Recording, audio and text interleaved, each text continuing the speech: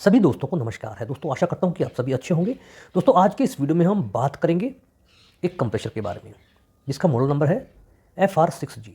क्या हम किसी कंप्रेशर को अगर वो पीटीसी रिले से चलता है उसमें हम करंट रिले और स्टार्टिंग कैपेसिटर का इस्तेमाल कर सकते हैं या नहीं?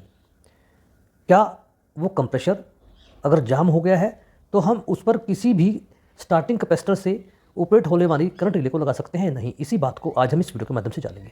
आज मैं आपको एक अपनी लोकेशन पर लेकर चलता हूं और हम वहां पर एक डिफ्यूजर को चेक करेंगे जिसमें पीटीसी रिले का इस्तेमाल होता है और वो स्टार्टअप नहीं ले पा रहा, ऐसा क्यों है उसके बारे में जानेंगे। और फिर हम एक एक्सपेरिमेंट करेंगे, हम उसमें पीटीसी रिले की जगह करंट रिले का इस्तेमाल करेंगे स्टार्टिंग कैपेसिटर के साथ। तो आप मेरे साथ वीडियो में रहिएगा।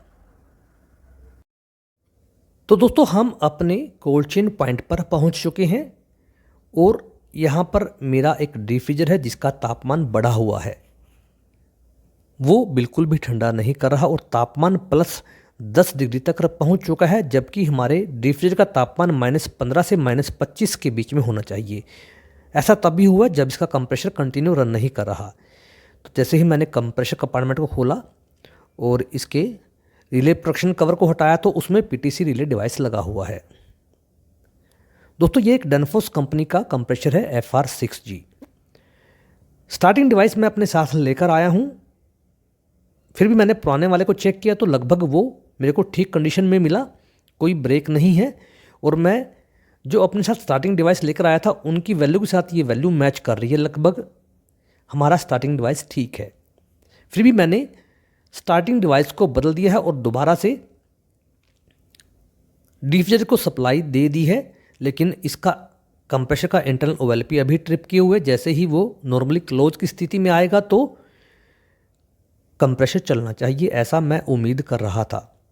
लेकिन दोस्तों कंप्रेशर में करंट गया, रिले ने काम किया लेकिन हाई एम्पेयर लेकर कंप्रेशर दोबारा से ट्रिप कर गया। ऐसा क्यों, ऐसा हम आगे जानेंगे। दोबारा से फिर मैंने एक ट्राई और ली लेकिन उसमें भी यही कंडीशन रही और फिर मैंने एक करंट रिले को बाहर निकाला जो डैनफोर्स की ही है 11/7U 6000। स्टार्टिंग कैपेसिटर है 60 MFD का।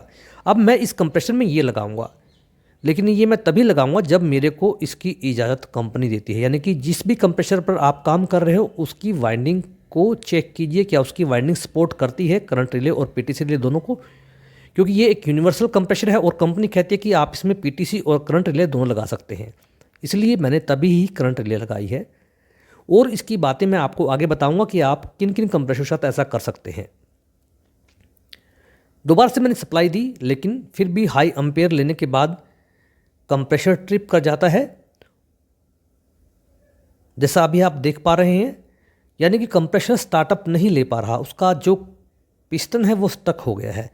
क्या ये कंप्रेशर में सक्सेस कर सकता हूँ या नहीं? क्या ऐसे कंप्रेशर को दोबारा से चालू किया जा सकता है? ये सभी बातें आगे आने वाले क्लिप में जानेंगे और भी मैं आपको विस्तार से बताऊंगा कि ऐसा कब और क्यों करें। अब मैंने इसमें इससे पहले जो रिले इस्तेमाल की थी उसका नंबर था 11/7U 6000 यानी कि 6000। तो उससे हमारा जो यह कंप्रेशर है FR6G वो स्टार्ट नहीं हो पाया। अब हम एक दूसरी रिले का इस्तेमाल करेंगे जो मैं पहले भी इस्तेमाल कर चुका हूं। क्या इससे हमारा कंप्रेशर स्टार्ट हो जाएगा या नहीं? क्योंकि इससे पहले जो ये कंप्रेशर दोस्तों ये इस रिले से ऑपरेट होता है, लेकिन ये रिले अब इस कंप्रेशर को स्टार्टअप नहीं कर पा रही थी। तो मैंने सोचा कि क्यों ना हम इसमें करंट रिले का इस्तेमाल कर लें। इससे पहले भी मैंने एक करंट रिले का इस्तेमाल करके ऐसे ही एक डिफ्यूजर को स्टार्ट किया हुआ था।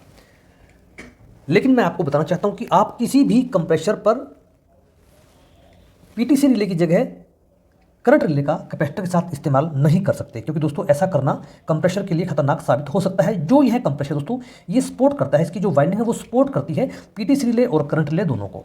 यानी कि ये एक यूनिवर्सल कंप्रेशर है और इसमें हम करंट रिले और पीटीसी रिले दोनों का इस्तेमाल कर सकते हैं। सबसे पहले मैं आपको इसका नंबर दिखा देता हूँ जो रिले मैंने लगाई है। इससे पहले मैं ये रिले लगा चुका हूँ। इसका नंबर है 11/7U 6015 और इससे पहले भी मैं ऐसी ही नंबर की लगाकर एक ऐसे ही केस को ठीक कर चुका हूं। लेकिन आप पीटीसी रिले की जगह स्टार्टिंग जो हमारी करंट रिले है स्टार्टिंग कैपेसिटर के साथ यूज होने वाली वो सिर्फ उसी कंप्रेशर पर लगा सकते हैं जिस पर आपको उस कंपनी की जो निर्माता कंपनी है, उस कंप्रेशर की जो निर्माता कंपनी है वो आपको कही। तो अब हम स्टार्ट करते हैं हमारे कंप्रेसर को।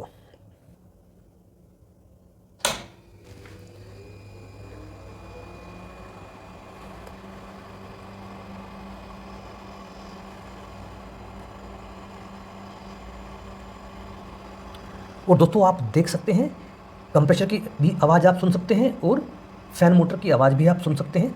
और हमारे एम्पेयर मीटर में आप कंप्रेसर के एम्पेयर भी चेक कर सकते हैं, जो कि बिल्कुल सही है।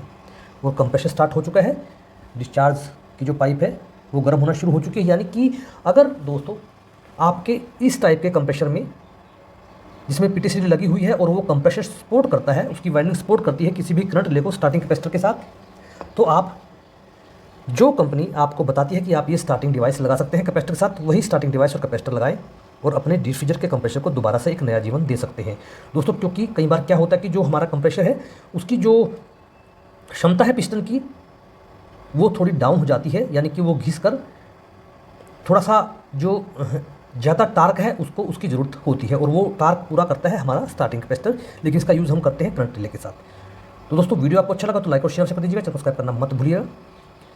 और आप देख सकते हैं कि बिल्कुल हमारा नॉर्मल एम्पेयर से कंप्रेसर रन हो रहा है, यानी कि मैंने स्टार्टिंग डिवाइस निकालकर करंट रिले स्टार्टिंग कैपेसिटर के साथ इस्तेमाल किया और हमारा कंप्रेसर एक नया जीवन प्राप्त कर गया। दोस्तों वीडियो अच्छा लगा तो लाइक और शेयर अवश्य कर दीजिएगा, सब्सक्राइब करना मत भूलिएगा। आपका बहुत बहुत धन्यवाद।